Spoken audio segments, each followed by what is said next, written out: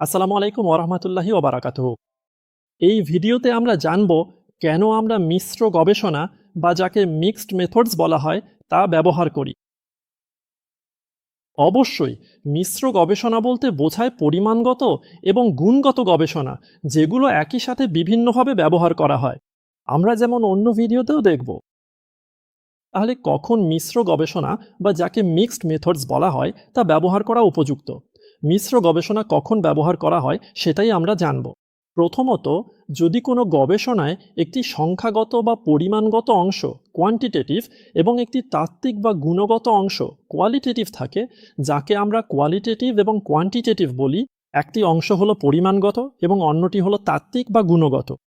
কখনো কখনো গবেষণার উদ্দেশ্য হয় সেটিকে আরও বেশি সাধারণীকরণ করা, এবং এই ফলাফলগুলো ব্যাখ্যা করার জন্য মিক্সড মেথডস ব্যবহার করা হয়।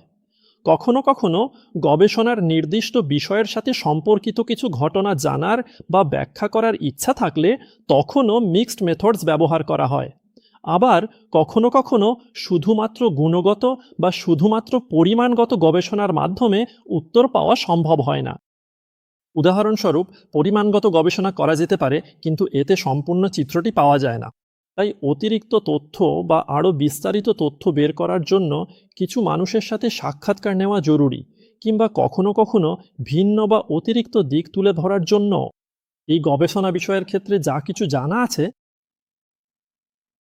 ঠিক আছে, এই গবেষণাটিই হচ্ছে যেটিকে ভিন্নধর্মী বা মিক্সড গবেষণা বলা হয়। তাহলে কোন কোন পয়েন্টে মিক্স বা মিশ্রণ ঘটে? অবশ্যই এমন বেশ কিছু পয়েন্ট আছে যেখানে মিশ্রণ হতে পারে। সেগুলোর মধ্যে কিছু হলো: গবেষণা প্রশ্নে যেন একটি পরিমাণগত অংশ এবং একটি গুণগত অংশ অন্তর্ভুক্ত থাকে। এই পয়েন্টগুলোতে কখনো কখনো আরও কিছু পয়েন্ট মিশ্রিত হতে পারে, যেমন তথ্য সংগ্রহের পদ্ধতি। তথ্য সংগ্রহের পদ্ধতিতে একটি পরিমাণগত অংশ থাকে যেখানে সংখ্যা থাকে, এবং একটি তাত্ত্বিক অংশ থাকে যেমন সাক্ষাৎকার। কখনো কখনো পর্যবেক্ষণও যুক্ত হয়। আবার কখনো বিশ্লেষণের ক্ষেত্রে মিশ্রণ ঘটে, যেমন পরিমাণগত বিশ্লেষণে পরিসংখ্যানগত পরীক্ষা অন্তর্ভুক্ত থাকে। অন্যদিকে তাত্ত্বিক বিশ্লেষণে যেমন বিষয়ভিত্তিক বিশ্লেষণ ব্যবহার করা হয়, ঠিক তো, বিষয় অনুযায়ী বিষয়ভিত্তিক নির্বাচন করা হয়।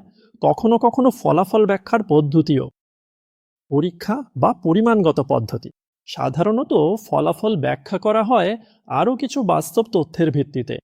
তবে আংশিক গবেষণাগুলো, বিশেষ করে পরিমাণগত গবেষণায়, ফলাফল ব্যাখ্যা করা হয় অংশগ্রহণকারীদের উল্লেখিত তথ্য অনুযায়ী।